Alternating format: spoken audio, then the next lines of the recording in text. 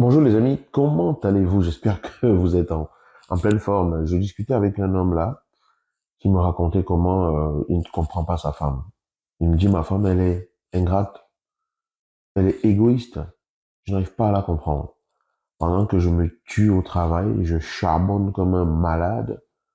Elle n'arrête pas de se plaindre. Elle n'arrête pas de me demander de l'attention, de me dire que je ne suis jamais là, qu'on ne passe jamais assez de temps ensemble. Alors que le monde du dehors est dur. Je suis un homme sérieux, je suis un homme battant, je combats pour ma famille et c'est ma mission de pouvoir aux besoins de ma famille. Pourquoi est-ce que c'est si difficile pour les femmes de comprendre que un homme, c'est ça? On ne peut pas passer le temps à assouvir les caprices des femmes et tout. Pourquoi les femmes sont-elles aussi capricieuses? Voilà la question qu'il m'a posée. Je vais vous donner la réponse que je lui ai donnée. Bonjour, j'espère que vous allez bien. J'espère que vous êtes en pleine forme. Je suis Yannick TM. Je suis un semeur de pépites et de graines de conscience. Ça veut dire qu'ici, en réalité, je ne vous partage que ma vision des choses, hein. Je sème des graines, je sème des pépites. Alors peut-être que ces graines-là trouveront un écho dans votre cœur et pourront donc germer et donner quelque chose d'agréable et d'édifiant dans votre vie. Et je ne vous dis pas la vérité absolue. Vous devez analyser objectivement ce que je vous partage, voir comment cela résonne avec vous, voir ce que vous en faites derrière. Vous devez absolument analyser dans votre cœur, dans votre âme, avec votre tête, tout ce que je vous partage avant de décider si vous y adhérez ou pas. Ça, c'est votre responsabilité. D'accord? Alors, si c'est la première fois que vous arrivez ici, je vais vous inviter, bien sûr, à partager cette vidéo et surtout, aller en dessous de la vidéo ou au-dessus de la vidéo. Ça dépend de d'où est-ce que vous me regardez. Vous allez trouver un lien pour télécharger le guide des 7 erreurs qui peuvent tuer votre vie de couple. Je vous l'offre gratuitement avec bon entrain et vraiment l'intention que cela vous aide. J'ai identifié 2 ou 3 erreurs, d'accord, qui sont commises lorsque l'on est dans la position de se dire ce que ce monsieur s'est dit. La première chose qu'il faut comprendre, c'est qu'une relation de couple, c'est quelque chose qui se décide au quotidien. Ça veut dire que pour avancer dans une relation, il est important de comprendre que c'est au quotidien que vous faites le choix et que vous prenez la décision de continuer et de vous battre pour que cette relation fonctionne. Beaucoup de personnes commencent une relation de couple et par la suite veulent que les choses se fassent seules, sans comprendre qu'il y a des efforts à faire pour que cette relation fonctionne. Quand on dit effort, ça ne veut pas dire de se forcer à se dénaturer ou faire quoi que ce soit qui ne correspond pas forcément à nos valeurs. L'effort, ça veut dire que vous allez avoir certaines difficultés auxquelles il va falloir vous confronter. Par exemple, la difficulté de pouvoir avoir à gérer plein de choses en même temps et d'avoir du temps pour pouvoir gérer votre relation. Mais votre relation fait partie du temps de votre vie puisque vous avez choisi de fonctionner avec cette personne. Donc, ça va être important que vous puissiez comprendre que cette relation-là nécessite aussi que vous puissiez l'entretenir, comme vous entretenez la relation avec vos fournisseurs, avec vos partenaires d'affaires, avec les personnes que vous contactez tous les jours quand vous êtes en train de faire ce que vous avez à faire. Ceci vaut pour les hommes comme pour les femmes, d'accord? Et c'est tous les jours que tu dois choisir de décider de continuer à construire cette relation. Et rien ne se construit sur la durée s'il n'y a pas de petites actions qui sont faites régulièrement. Régulièrement, maintenant, c'est à vous de définir la régularité de ces choses-là. Donc, erreur première, c'est de penser que parce qu'on est en couple et que l'autre est là et qu'on se promet d'être ensemble, tout va rouler sur de l'or, tout va rouler sans qu'il n'y ait aucun effort de fait, tout va rouler simplement comme ça, sans que on ne fasse ce qu'il faut pour entretenir la relation. La relation, elle doit s'entretenir. Ceci, c'est sans aucun jugement par rapport à quoi que ce soit. Ça concerne l'homme comme la femme. La deuxième chose qu'il faut comprendre, c'est qu'il est important dans votre couple, dans votre relation, de comprendre quelle est la vision que vous avez tous les deux et quel est le rôle de chacun dans cette vision. Souvent, on peut vivre ce genre de situation où il y a des plaintes de part et d'autre et tout. Par exemple, la femme qui se plaint de ne pas avoir assez d'attention, l'homme qui se plaint de ne pas avoir assez de compréhension de sa part, l'homme qui se plaint que sa femme ne sait pas s'occuper d'un homme, l'homme qui se plaint que sa femme ne sait pas être une vraie femme. Et parfois, il y a des incompréhensions comme ça, tout simplement parce que vous n'avez pas la même vision commune. Il y en a un qui a sa vision et il pense que c'est ce qu'il faut faire pour sa famille et il mène cette vision-là sans forcément associer sa partenaire à cette vision à 100%. Donc, quand vous êtes avec quelqu'un qui ne comprend pas la vision que vous êtes en train de construire, même si c'est pour vous que vous la construisez, la personne, elle peut se sentir mise de côté. Ça va créer cette distance entre vous. Ça peut créer ce flou-là, ce brouillard qui fait qu'elle ne comprend pas. Et du coup, la personne, comme elle ne comprend pas, puisque elle n'est pas mise dans la construction commune de la vision, va vous reprocher de ne pas être là parce qu'elle ne comprend pas ce que vous cherchez et ce que vous êtes toujours en train de faire à être occupé tout le temps. Ce n'est pas un jugement, c'est une explication possible. Je ne dis pas que ça explique tout, je dis que c'est une explication possible. Ici, on parle avec beaucoup de précaution. On n'a pas la vérité infuse, on n'a pas la science infuse. On parle avec précaution parce que ce que nous partageons, ce sont des possibilités et non un résumé de toute la vérité qui existe. Alors, si ça correspond à votre cas, demandez-vous si vous avez associé votre partenaire à la vision qui est la vôtre. Quelle est votre vision commune? Et quelle est la place de chacun dans cette vision-là? Quelle vision avez-vous de votre couple? Qu'est-ce qu'un couple est censé être selon votre vision commune à vous? Parce que si vous savez ce qu'un couple est censé être, chacun trouvera sa place dans l'échiquier pour pouvoir construire cette vision-là. Si tous les deux, vous n'avez pas de vision commune, si vous ne savez pas ce que votre femme entend par être en couple, et si elle ne sait pas ce que vous entendez par être en couple, chacun de vous va avoir son idée sur ce que cela veut dire d'être en couple et va attendre de l'autre que l'autre fasse ce qu'il faut pour que cette idée-là se construise. Sauf que vous n'avez jamais vraiment construit cette vision-là ensemble et du coup, lorsque l'une va se plaindre d'une situation ou que l'autre va se plaindre d'une situation, vous n'allez pas vous comprendre parce qu'en fait, à la base, vous n'avez jamais vraiment parlé de ce que vous, ensemble, cela veut dire. Avant d'être en relation, beaucoup de personnes ont une image, une idée de ce que cela veut dire pour elles d'être en relation. Mais en général, ce n'est qu'une idée. Cette idée, c'est quelque chose qui plane dans leur tête, dans leur esprit, voilà, dans leurs rêves, dans leur vision, dans leur aspiration.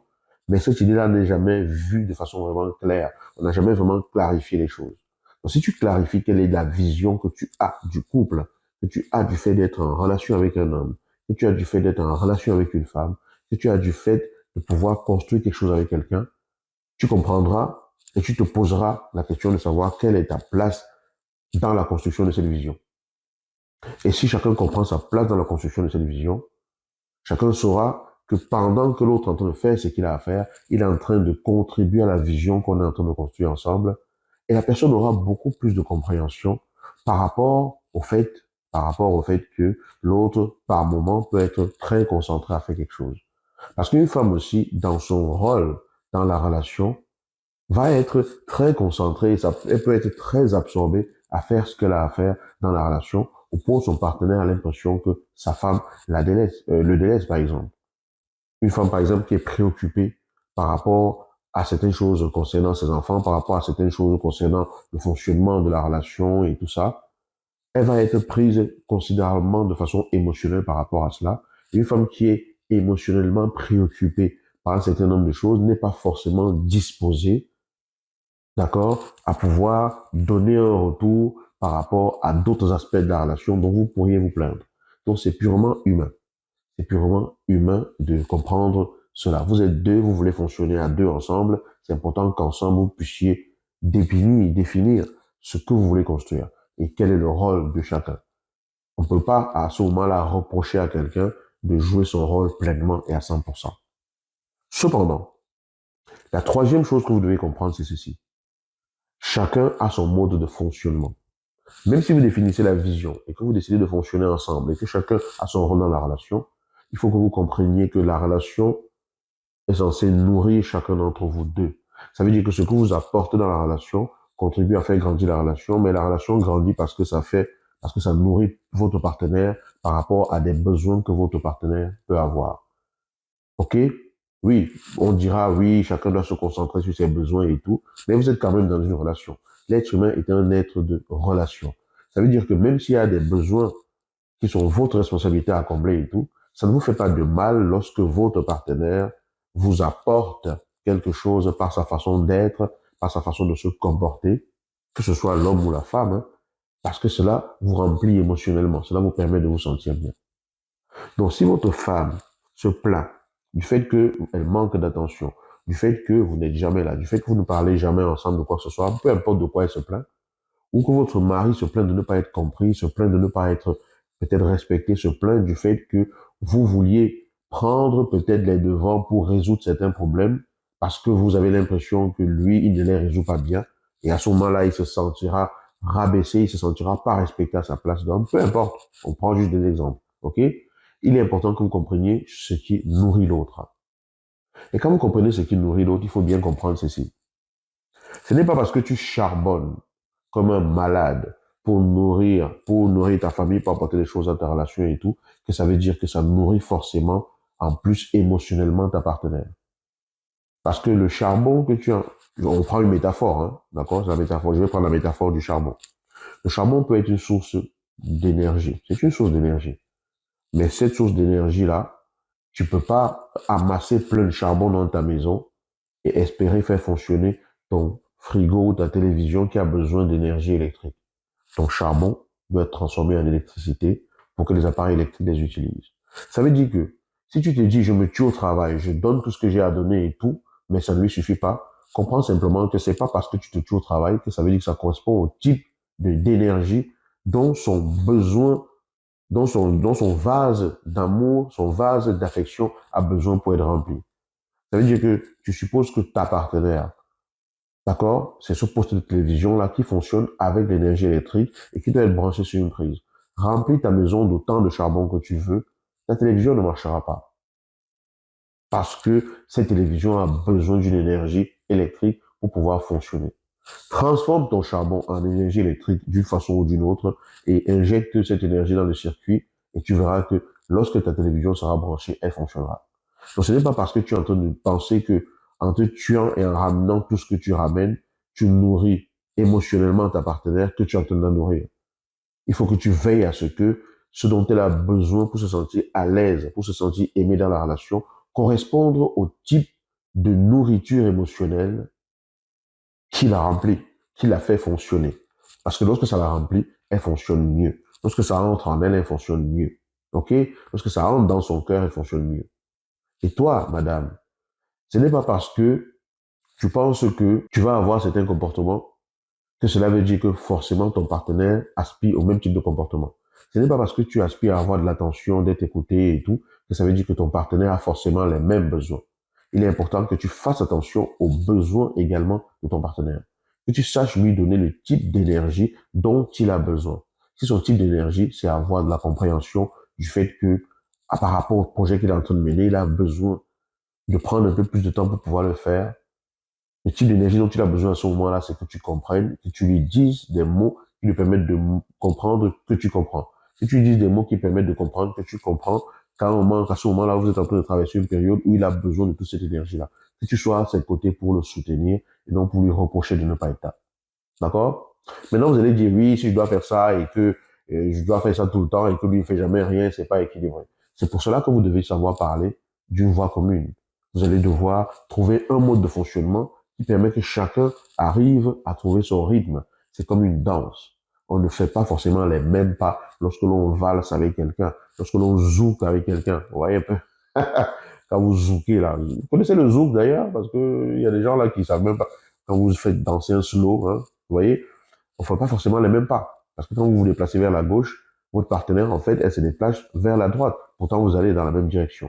Lorsque vous avancez la jambe vers votre partenaire, elle recule la jambe parce que, voilà, c'est comme cela que le mouvement est synchrone. Donc, vous devez trouver le rythme qui vous permet de fonctionner ensemble. Si vous êtes à deux, c'est que ça veut dire que vous voulez fonctionner ensemble. Si vous voulez fonctionner ensemble, ça veut dire qu'il faut bien trouver le rythme de fonctionnement qui vous permet de fonctionner ensemble. D'accord? Il ne s'agit pas de se mettre à combattre, de dire oui, moi j'ai fait ça et lui il ne fait pas ça, etc. Il faut comprendre que chacun a un vase émotionnel qui a besoin d'être rempli et renouvelé au quotidien. Et parfois, votre partenaire, c'est un élément important qui peut vous aider à remplir et renouveler ce vase-là. On n'entre pas dans une relation pour prendre et prendre et prendre. On entre dans la relation pour donner de soi, donner de sa présence, donner de son amour. OK? Donc, vais vous appeler simplement à beaucoup de bienveillance. Beaucoup de bienveillance et une inspiration tout simplement à calibrer les choses dans vos relations, à ajuster les choses dans vos relations, afin que vous puissiez simplement vous comprendre. Parfois, une simple conversation bien menée avec l'intention de se comprendre permet déjà de clarifier bien des choses. Après, ce qu'on dit ici ne correspond pas forcément à tout le monde. Ce qu'on dit ici, c'est pour les personnes qui se reconnaîtront là-dedans et que cela aidera. Et j'espère que vous faites partie de ces personnes-là. J'espère que les gens à qui vous partagerez cette vidéo font partie de ces personnes-là.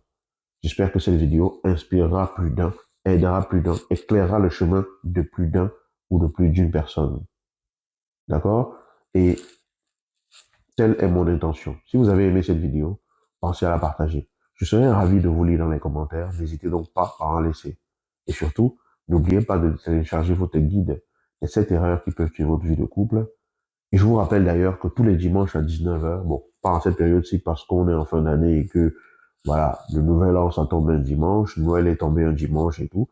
Donc, on prend le temps de passer du temps en famille, de passer du temps avec ses proches, de faire le bilan de son année, de faire le bilan même de sa vie. D'accord? Donc, ce dimanche 1er janvier, il n'y aura pas de live, mais à partir du dimanche suivant, les lives reprennent tous les dimanches à 19h sur cette chaîne, ici sur Facebook ou sur YouTube, et je compte sur vous pour être présent. Je vous souhaite une excellente journée et de bien vous porter. À bientôt.